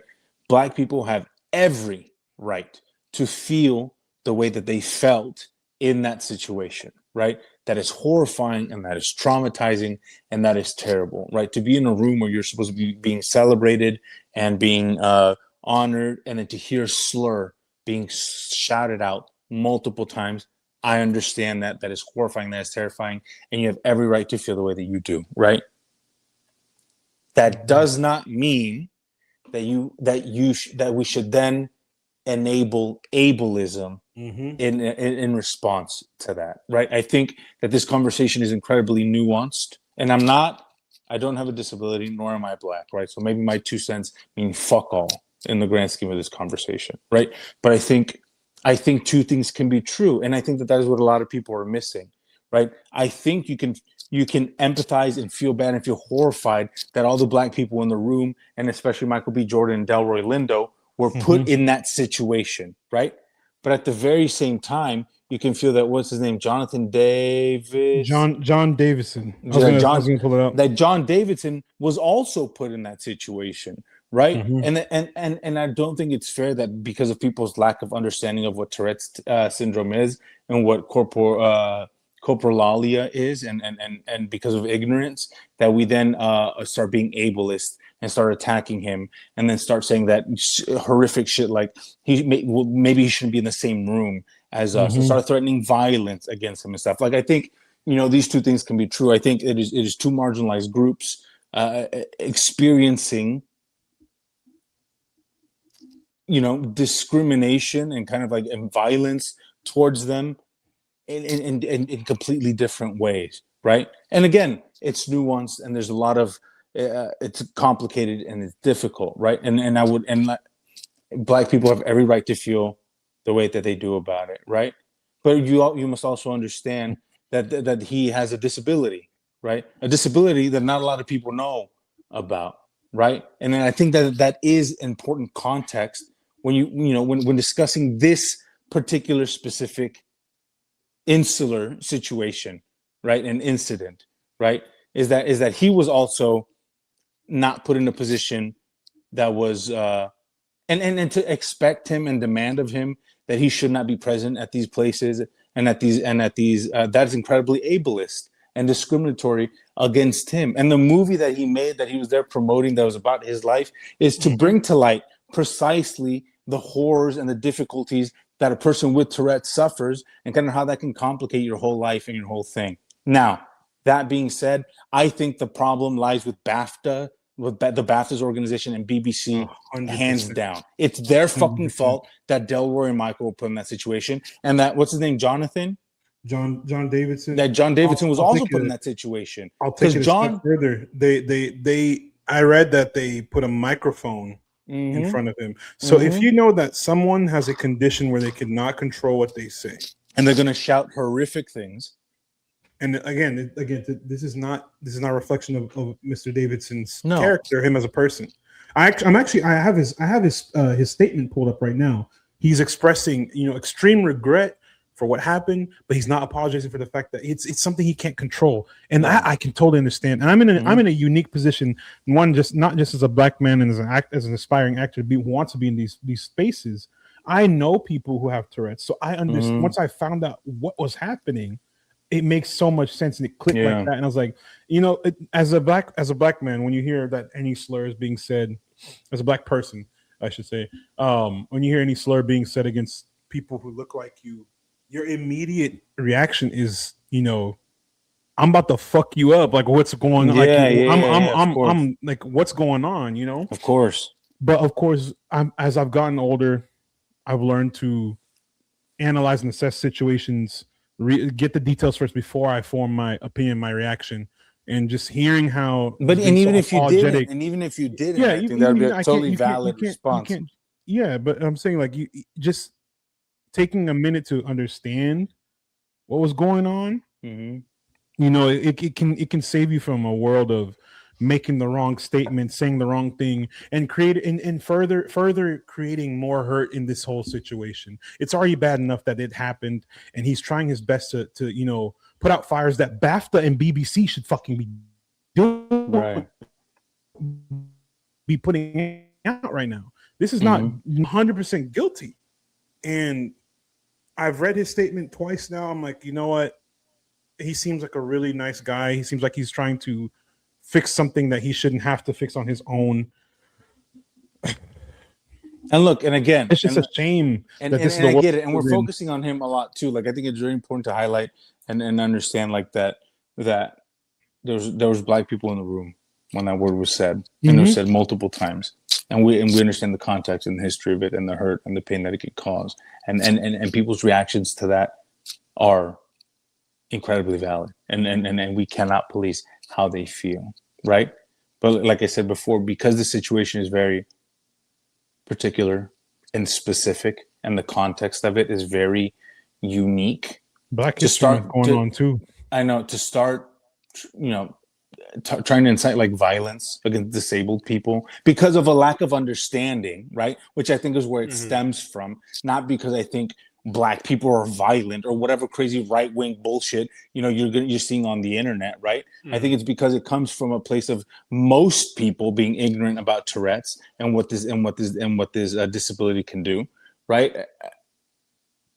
I think it muddles the water a lot because that word carries so much historical trauma, and people's responses to that are valid, and then mixed with the fact that you don't know what Tourette's is or how it works, really kind of, you can understand why people are reacting the way that they are. But then that's why it's so important for him to be there, and for the movie that he's promoting, which is a movie about his life, is so important for people to see, so they can try to get an understanding of this unique and complicated neurological disability, right? That is, and so it's just such a. I think it's crazy that he's been abandoned And by ostracized. Yeah. and like because this situation that he's facing is only possible because of the fact that he's not receiving any backing by BAFTA, which from the get-go, and I've been gone for like the past 5 minutes because of technical Frank difficulties, but Damn it, Frank. that shit should have been cut. Yeah. It should have been cut, because if they can cut out Free Palestine, they can cut this shit out too. Yep.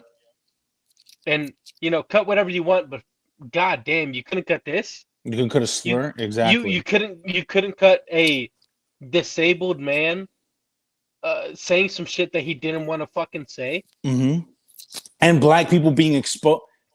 They got exposed to us bearing witness to that moment. Like, that is so incredibly and outside humiliating. forces reacting to it. Yes, and this man exactly. is a fucking janitor. This man works a blue collar job. He's just a guy who's forced to work a mean, like, you know what I mean, but a menial task because of his condition. And you don't, at the very least, if you're not going to cut it, you don't back him up. And not only that, it's like BAFTA. So if he was under the impression that people were told ahead of time that there was somebody with Tourette's in the audience, and what that might entail, and kind of like and some of the horrific shit that was going to be coming out of his mouth, right? They were not told, apparently. No. Yes. They were not told. Nobody was warned ahead of time. So you can see why people in the room would react the way that they're reacting to somebody shouting slurs in the fucking audience, right? Yeah. If I'm not told ahead of time, hey, there's somebody with Tourette's, he's going to yell things out that are horrific. He has no control over it. Here's kind of a little bit like whatever. We're going to explain to you what it is. Again, it's going to be uncomfortable and not fun, but you understand what's going on and what's happening. Everybody was left in the dark. This is exploitative and incredibly fucked up from BAFTA and the BBC. And the fact that they not only allowed this to happen, not only showed it on television, but fucking like exploited everybody involved is disgusting, and it's fucking horrific. And I just feel so... And are now ignoring it. Yeah. Just hoping it's glossed over. That it goes away, and just accepting that, like, this, like, obviously fucking Michael B. Jordan and Delroy Lindo, fuck, that's so humiliating. Yeah. To experience that on stage. And infuriating. Which should on be a night that should be like which should be a like you're so proud. You're part of this moment. Yes, like it should be a great moment for them. Especially as two nominated actors, fucking Black actors, black actors, incredible professionals in their fields, to just be left in the dark like that. Like it's so fucking stupid. It's so scummy. It's so infuriating. scummy and Yeah, slimy. it's so You can see shitty. the reaction on their faces real time. Like, Yeah, this is you not can see something- them tense up, and you can Mhm. see them just like just swallow that shit back and just keep going. And it's so it makes me so fucking mad. Yeah. One, And- for Michael B. Jordan and Delroy Lindo to have to hear that shit, and two, to not be warned ahead of time that that might happen because someone in the crowd who has made a, I haven't watched it, but what seems like from what I've seen, a really like heartfelt and like in-depth exploration of like what that means Yeah. to have that disability, like what it means to Exist with that. to To live exist with it. that, and to have to live with the consequences of it. The hardships And of it, yeah. you don't fucking tell the people who Yeah. might have to hear that on a national stage that International. might happen. Yeah. International stage. Yeah, yeah. That's so fucking Incredibly, shitty. yeah. Mhm. Fuck the BAFTAs, bro. Yeah. And BBC, and I mean, Like, I feel bad I've- for Delroy. I feel bad for Delroy. I feel bad for Michael B. Jordan, and I feel bad for I'm forgetting his name, John Davidson. John right? Davidson. John yeah. Davidson. Like that's so embarrassing for all three of them, and Yeah. then to be attacked by like people who don't know and who don't understand, and all they hear is this horrible fucking word But not only that that, has but been that has both been hurled sides, at- because Yes, it was- right wing conservatives are Oh, they're trying hopping to on it. attack. Well, are trying- they're like- I am in a Reddit thread right now, Yeah. and Yeah. it's people saying, "Oh, it's some folks from Scotland talking about, oh, black Americans are so fucking they're a victim Yeah, it's card. like, These- what? these They're not blackies, they're these not blackies are just sensitive. oh, They're bro, not overreacting. because they've They never felt shouldn't they've have to never hear felt that, bro. they've never felt oppression. They've never felt what it feels like to be on the other At end of that these type scale. of words, and on Yeah. that level, and on for a- the color of your skin. Mm-hmm. They Mhm. never, Something they'll you never, physically they'll never, cannot control, they'll never yeah. understand that. And the only thing I came in here for is just to see what the response to Mr. Davidson's apology was. What I was trying to find what he said 1st. And I really do think he gave a solid apology for what all has I think he transpired. did what he could. Yeah, because again, it's the onus is not on him to make the situation better. What he Agreed. said was perfect. In my eyes, was perfect. Nor is he at fault. He said, I am sorry for any hurt I've caused. This is the reality of my condition. And this It's is not something who I I can't am. control. BAFTA and BBC should step in and say, look, we messed up. We didn't. I don't even know how they can apologize if they said they put a mic there. We They didn't have to own accommodate this- they have to anybody. own We didn't this shit up. accommodate him adequately. And apparently he got up multiple times throughout the ceremony to go into the bathroom and yell shit out because he felt it coming, and that's just something like of the in the nature of like his disability and of his condition. Yes. his condition that he has to do. He got up multiple times to go yell stuff, and then other times he couldn't stop it or couldn't get ahead of time and shouted shit out, and who was there was a woman there that was with Sinners that I think she really kind of navigated and approached it beautifully and perfectly. She said, like, she mentioned about how it was so traumatizing and horrible to hear that, but that she's also like at the same time like aware of like the nuance that this conversation requires, because she understands that is something that is outside of his control, right? And she's like, and this is like complicated and confusing and weird and frustrating, but it's not like, but I get it. We have to try to find a way to talk about and have these conversations in a empathetic and kind and like nuanced way. And I think that's I don't understand why people are like picking sides. I think it's very kind of like obvious and clear and pretty like simple to be like, hey, black people, black folk, I completely understand. Yes, that's horrific. Yes, that's terrifying. And that's terrible. Feel the way that you feel. And also be like, hey, disabled folk, you should not be subjected to ableism and threats of violence or threats of othering because of your disability, right? And I think that we can kind of like walk this very complicated and very difficult line to walk, but we can walk it. And so, but again, I also think these are important conversations to have, especially when it comes to accessibility and representation and accommodation for disabled folk, you know, then it's just like, I don't know. It's just it's very, very. I have nothing else to Yeah. say that I haven't said already. But man, it's just it. Fuck the BBC, yeah, like you said, man, and Yeah. fuck the BAFTAs, and the fact that they allowed that to happen and put all those poor folk in that situation is and that we were able to bear witness to that horrific Mhm. incident is for everybody involved is such a like a embarrassing, like frustrating, kind of disgusting thing, and I have no words for it, but yeah, I man. have some additional words too, mainly to Dion Cole in the Mm. NAACP situation there.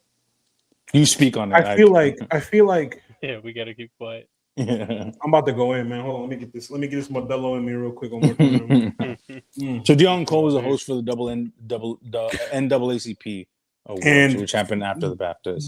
Dion Cole of Blackish fame. The fact that I had to Google him, and I use that word very lightly. Of Old Spice fame. I had to Google Dion Cole before I realized who he was. That should tell you all you need to know. He made light of this situation and said like a prayer and saying, Lord, let him have his whatever medication he's on, let him take double of it. And like that's just so gross. And he and said if there's any white people with Tourette's in here, control yourself or something like that, because I don't know. What did he say? Something like that. So we're gonna handle that or some shit like that. I'm like, bro. Essentially, he was saying, watch yourself or we'll beat your ass. Yeah. And like the wrong group to say that on to, top of like, this is gonna sound like a lot like a respectability politics or everything, but like, yeah, you don't want to paint yourself as this aggressive wild man, you know, like you don't think things through, and you're doing just that. You're putting all of us in the same category. Yes, it was horrible to hear. Trust me, that's nothing I ever want to hear or see in real time or go through. I've gone through it. I've gone through it multiple times. I've gone through it in public, at the bars, at my previous jobs. Like I've had this happen to me to my face, so I know what I can empathize with Delroy and with Michael, but I can also extend grace to John for something he can't control. And to go on a stage like at the NAACP when you could have used that time to like bridge a gap, to make people come together, and you decide to poke fun at someone who cannot control, to punch down on someone who cannot control something like that. Yeah. You know better than the racist throwing the hard R around, for real. You are a piece of shit for that. You should be embarrassed. You should be completely disgusted. I think he needs to issue some kind of apology. Jamie Foxx, same shit. Like this is and again, these are like complicated conversations to have, right? Because the Jamie Foxx thing, I think if you don't understand Tourette's, you don't know what's going on, I think that's a very valid response to have to a situation like that. If you don't understand, hold on. If you don't understand something, keep quiet. If you do not know what's going on, keep quiet. But should do that. But then here's the thing: why are Black people? And a friend of mine brought this up, and I can't stop thinking about it because she was absolutely right. We're having this conversation. She is a Black woman, and she said, "But then again, why are Black people the ones who are always supposed to extend grace to everybody else?" And I think that is a very valid point, and I think it is a very powerful point to make. Right, it's true. Black people are always expected to turn the other cheek and grant grace to other folk, and I just think that the fact that it is dealing with a disabled person and with disability that just makes it that much more complicated. And I told this friend as well, I was like, if it were a random able-bodied white man, this would be done and dusted. No fucking problem. Point blank. Period. You should not say that. You should get your fucking ass beat. Is done. Like there's no conversation, right? Like that's, or any other person who was able-bodied and just yelled a fucking slur out or multiple slurs out. Like we're not having this conversation. This isn't up for discussion. But I think it's the fact that, you know, it just, there's so many different things that kind of complicate it. And look, I think, go for it. I think Jonathan should have been granted different accommodations for this event. I think that people involved should have been warned.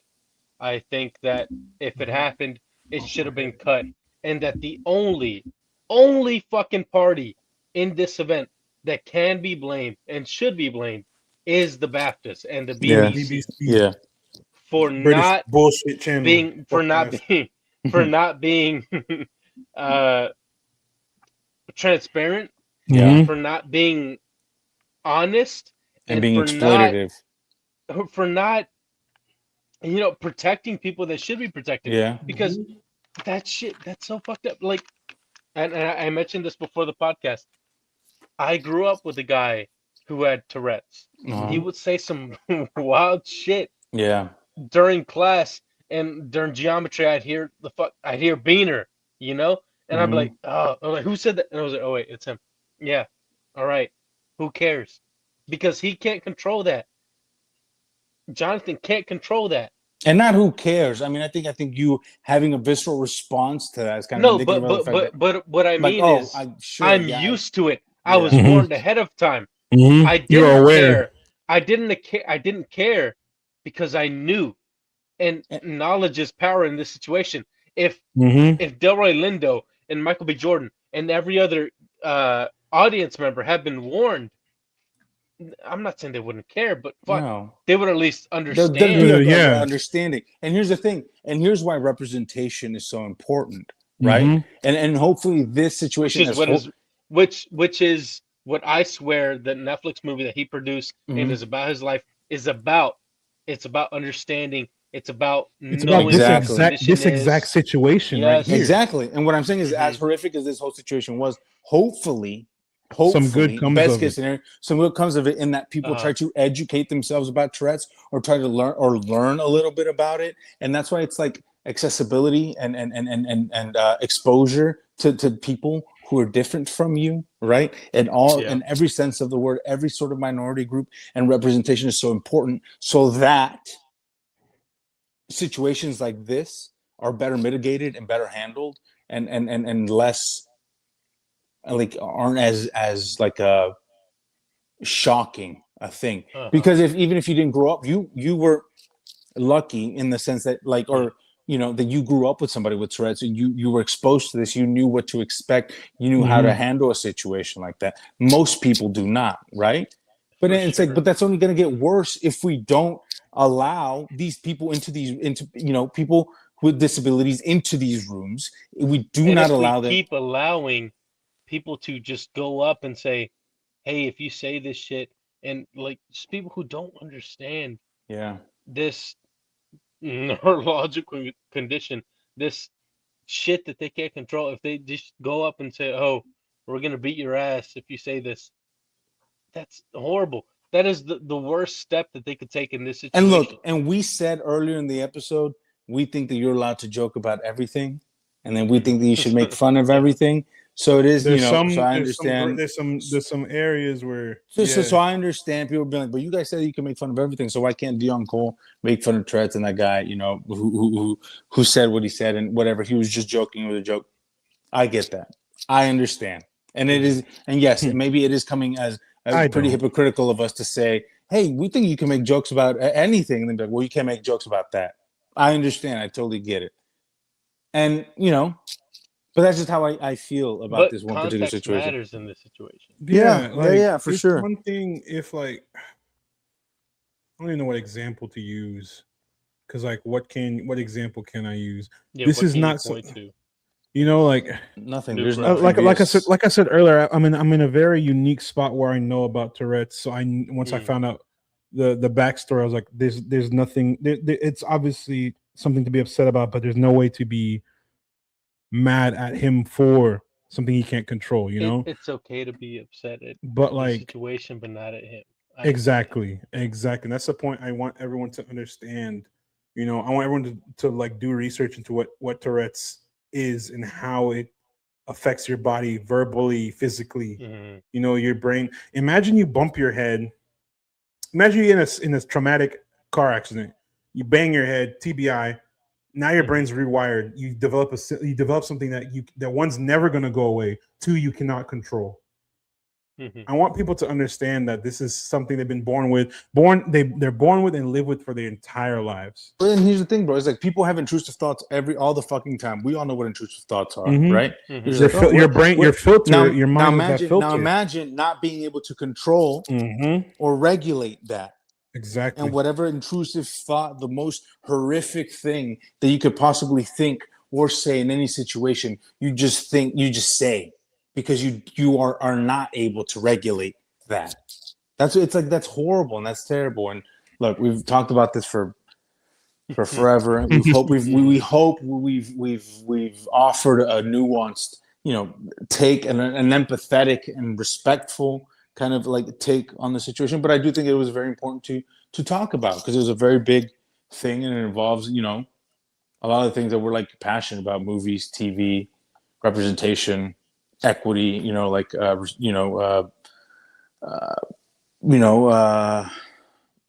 just, I think a lot of things that we People kind we of like love, believe in. subjects we love, and Yeah, shit exactly. we care about. And shit we care about, exactly.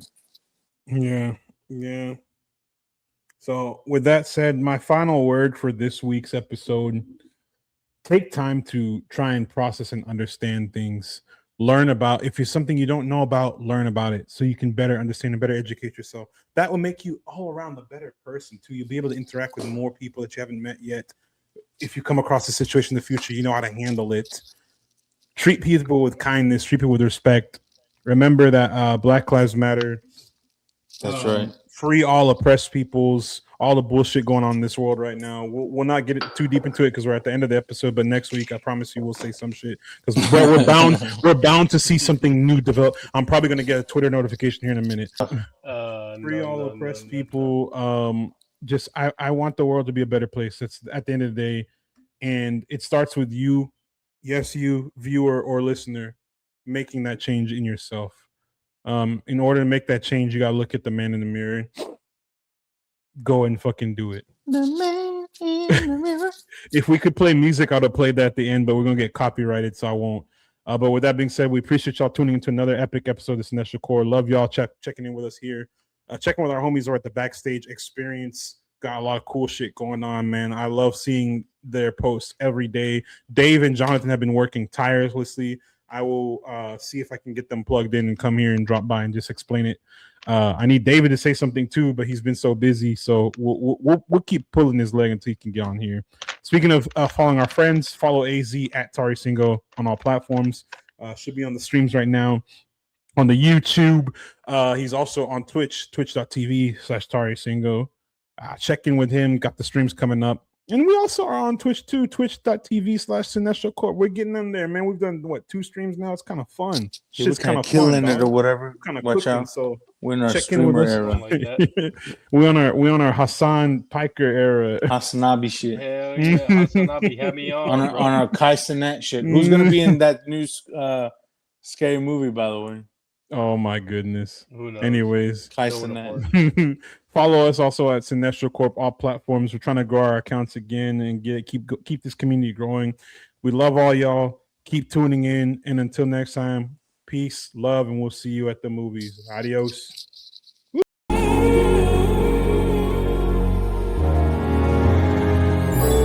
the kings of the spring, yeah. Cinestro Core.